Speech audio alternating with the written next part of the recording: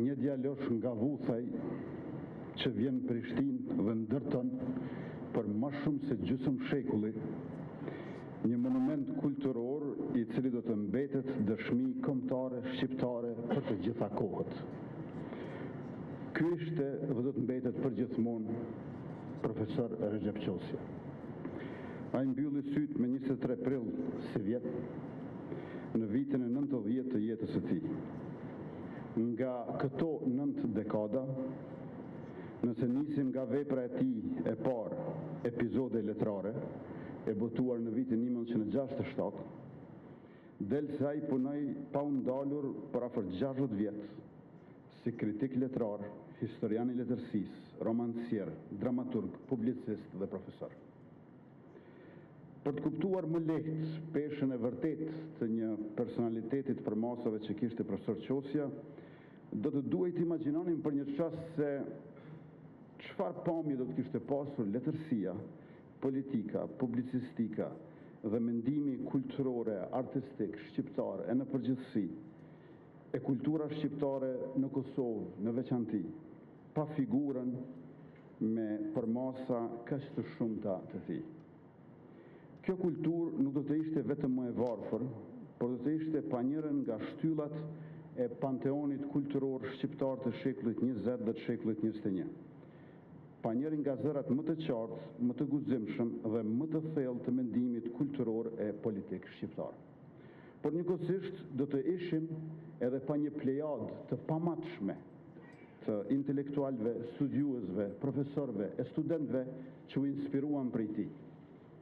Prandaj ashtu qysh kontributi i tij është i tillë saqë nuk arrim ta masim dot, gjithashtu nuk mund ta masim dot as vargun që vjen pas tij, e i cili erdhi për shkak të tij. Duke qenë një vëzhgues dhe analizues i vëmendshëm i ngjarjeve dhe i dukurive, profesor Qosja kishte ardhur në përfundim se identiteti i një kombi nuk mbështetet vetëm te shteti apo politika, por para së gjithashtu te kultura, te gjuha, te letërsia dhe te kujtesa historike. Kultura sipas tij nuk duhet trajtuar si një zbukurim i jetës kombëtare. Kultura nuk është dekor, por si kusht i ekzistencës së saj. Ajo është mundësia për neve që jemi. Për këtë arsye, ai kërkonte veprim aktiv nga ana e intelektualëve për ta përmirësuar gjendjen ekzistuese. E kjo nuk mund të arrijë ndryshe veçse me shumë punë dhe përkushtim. Këtë në mënyrën më të mirë profesor Qosja dëshmoi me shembullin e jetës dhe veprës tij. Përveç kësaj, ai nuk ishte një studiues që u kufizua brenda fushës së tij të ngushtë profesionale, por një intelektual i cili angazhimin e vetes zgjeroi në shumë fusha edhe jashtë letrare. Jo për shkak të dëshirës së tij për të qenë i pranishëm në çdo debat publik, por si një domosdoshmëri e kohës dhe e popullit të tij që ishte i robëruar. Profesor Qosja konsideronte se përgjegjësia morale e intelektualit ishte të mos heshte para padrejtësive, me që vlera e vërtetë e një intelektuali nuk matej me titull që mbante, po me të vërtetat që kishte guxim t'i thoshte.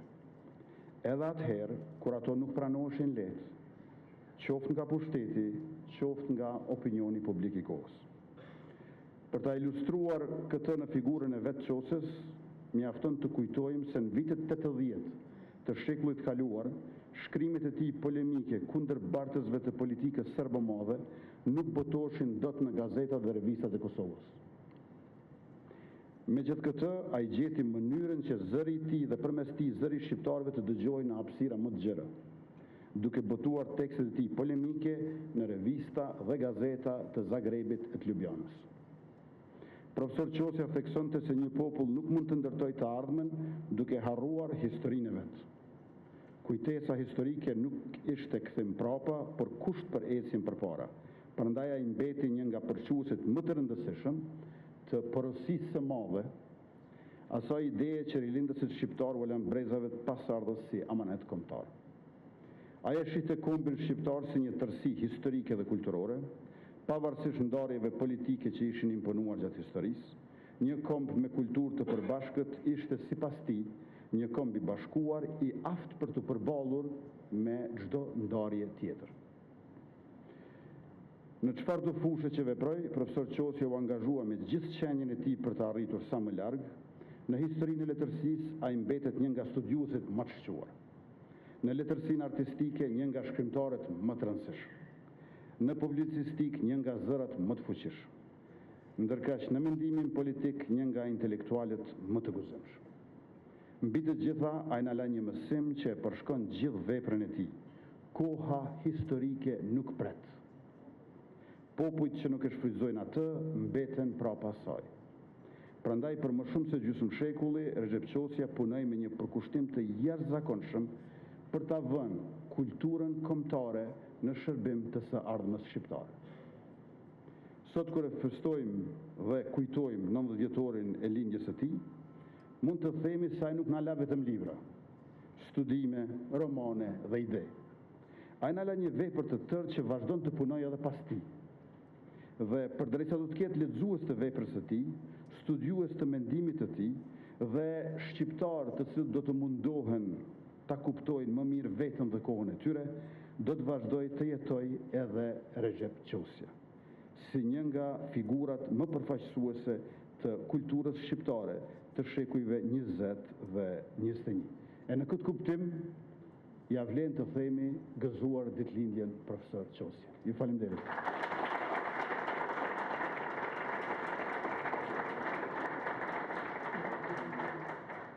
Me qenë se kam jetuar dhe jam kujdesur të jetoj thjesht, ashtu thjesht dua të jem edhe i varrosur, pa fjalime, pa medje, pa lule, afër varrit të gruas sime shpresës.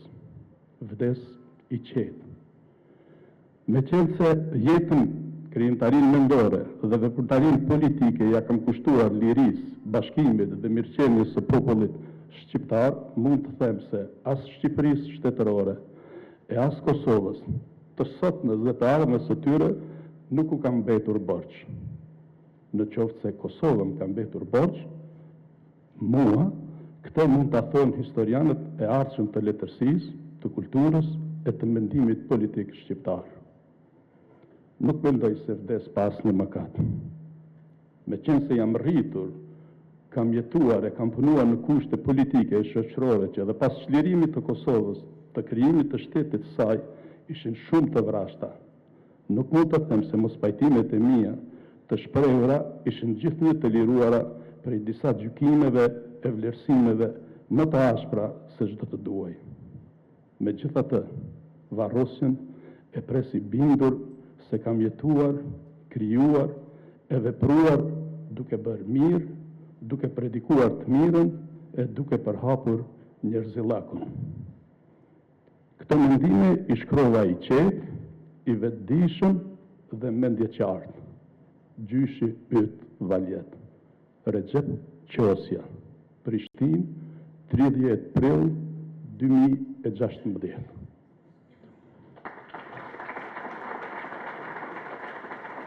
Para pak javësh e pash lajmin që kryeministri Kurti dhe ministri Hajrullah Qeku e kishin vizituar institutin dhe kishin premtuar muzealizimin e zyrës së profesor Qosjes.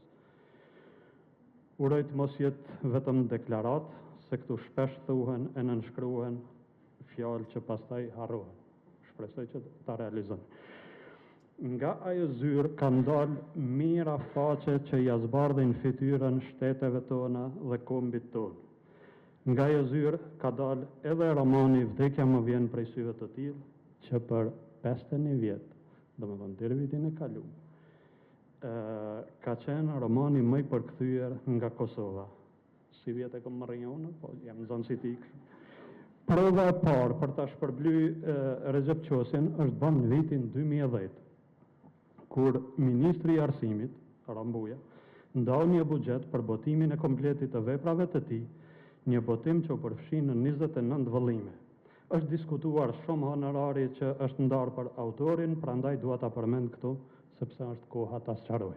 Besoj se të gjithë doni me ditë këtë punë, se është fol tepër për këtë. Në vitin 2019, një OJQ e quajtur Admovere, ka bërë një hulumtim, kinse për institutin, po me fokus të Recep Qosja.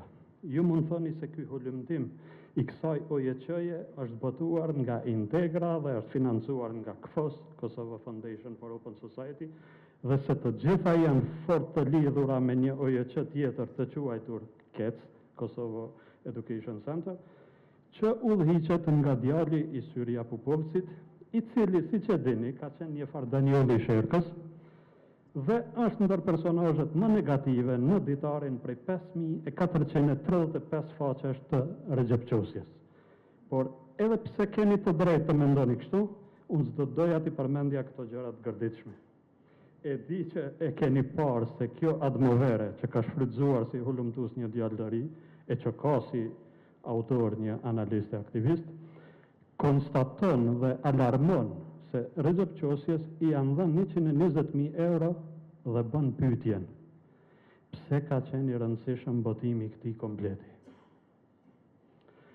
Zakonisht, i dituri nuk përgjigjet në pyetjen e idiotit, prandaj, me qenë se ju e kuptonit gjithë rëndësinë e atij kompleti, unë s'do të marr mundin të përgjigjem OJC-ve të tilla. Por, po sqaroj shifrën e honorarit, sepse ashtu siç e kanë nxjerrë këta, edhe ju do t'jeni shokuar. Një honorar me atë shifër duket i madh. Po unë po ju them se po të ma jepnin mua, do t'i shaja rënd dhe do t'i padisja me një herë. Pse? Sepse kompleti ka gjithsej 13.000 faqe. 13.000 faqe. Përkthyesi më i lirë paguhet 10 euro për faqe. Më i liri, po flas, se zakonisht shkon 20-25. Pra, 13.000 faqe, herë 10, sa bën? 130.000. E Qosja atë shkatë së është pagu. Kurse, pra, Recep Qosja nuk i ka përkthy ato faqe, po i ka kriju, i ka shkru prej hiqit, nuk është pagu as 10 euro për faqe. Shkrimtari më i mirë është pagu më pak se përkthyesi më i lirë. Edhe është bë problem kjo në Kosovë. Është e turpshme. Mos harroni, Recep Qosja ishte intelektuali më i madh i Kosovës, ndër studiuesit dhe shkrimtarët më të mëdhenj të krejt Evropës juglindore,